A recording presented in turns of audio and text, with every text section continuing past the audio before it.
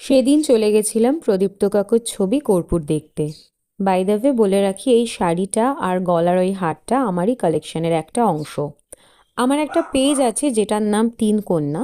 সেই পেজটা আসলে আমার একার নয়, আমার মা, আমার বোন আর আমি মিলেই ওই পেজটা 2023-এ স্টার্ট করি।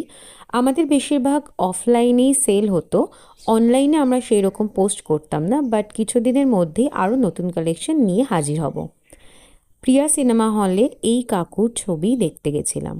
এই কাকুকে আমি 2021 থেকে চিনি বোধহয়। খুব ভালো একজন মানুষ আর খুব ভালো একজন আর্টিস্ট। তিনি এই রকম একজন দক্ষ অভিনেত্রীর পাশে দাঁড়িয়ে এরকম তালে তাল দিয়ে যেই অভিনয়টা করেছেন, সেটা দেখে আমি একজন মেয়ে হিসেবে গর্বিত। কাকুকে আমি আমার বাবার মতোই ভাবি। উনি আমায় অনেক কিছু শিখিয়েছেন। সেদিন সিনেমাটা দেখার পর আমরা দুই বাপ বেটিতে মিলে হেঁটে হেঁটে গল্প করলাম, আর তারপর বাস ধরে সোজা বাড়ি চলে এলাম।